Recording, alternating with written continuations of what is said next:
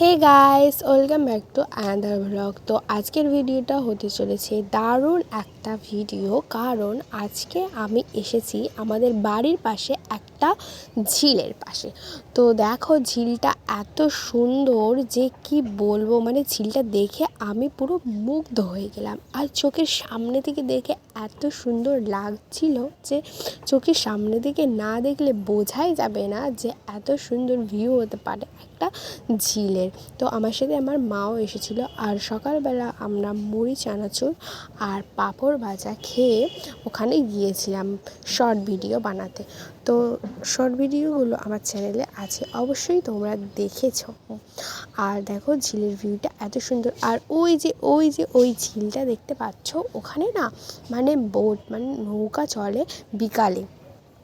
এবার আমরা তো যেহেতু সকালবেলা এসেছিলাম, তো সেহেতু অনেক দূরে নৌকা ছিল। তো অনেক দূরে যেহেতু নৌকা ছিল, মানে আমরা জিজ্ঞেস করেছিলাম যে এখন কি নৌকা চালানো হবে। তো যিনি বোটের মানে চালাচ্ছিলেন নৌকাটা, তিনি বললেন না, এখন চালানো হয় না, বিকালে চালানো হয়, তোমরা বিকালে আসবে। তো আমি ভাবলাম যে অন্য একদিন কোনো একদিন বিকালে যাব, গিয়ে একটু বোট চেপে আসবো। তারপর আমরা বাড়িতে চলে এসেছিলাম, আর বাবা নিয়ে এসেছিলো মাছ। তো মাছটা কেটে মা রান্না করলো। আর এই মাছটা খুবই সুন্দর খেতে, কিন্তু আমি মাছের নামটা জানি না, তোমরা জেনে থাকলে অবশ্যই কমেন্ট করবে। তো তারপর আমাদের বাড়িতে আমার একটা বাবার বন্ধু আসার কথা ছিল, তাই বাবা আবার ফ্রিজ থেকে মাছ বার করলো আর তারপর মাছ কেটে দিল। আর মা বলল যে আবার রান্না করতে হবে। তো বাবা বললো হ্যাঁ, করতে হবে। তারপর অল্প চিংড়ি মাছও ছিল, তো বাড়িতে কচু শাকও ছিল। তো কচু শাক আর চিংড়ি মাছ হয়েছিল, আর পটলের দরমা হবে, আর অনেক রকম মানে সবজিও হয়েছিল।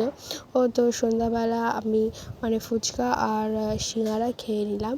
আর মানে শীতকালের রাতে ফুচকা খেতে তো খুব সুন্দর লাগে। তো অর্ধেক খাওয়া হয়ে গিয়েছিলো, আর তারপর আমি ক্যামেরাতে দেখাচ্ছিলাম। আর তারপর হলো রান্না এখানে কমপ্লিট হয়ে গিয়েছিলো। রান্না করতে মানে অনেক টাইম লেগেছিলো।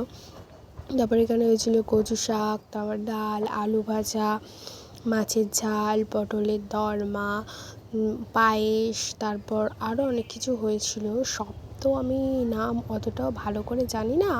তো আলু চখা হয়েছিল। তো তোমাদেরকে ক্যামেরাতে দেখাচ্ছি। তো এইখানে মনে হয় পাঁচমিশালি সবজি হয়েছিল।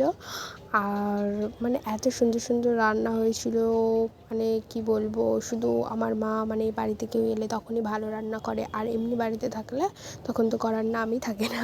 আর তারপর পায়েস হয়েছিল, এত সুন্দর পায়েসটা, খুব সুন্দর হয়েছিল।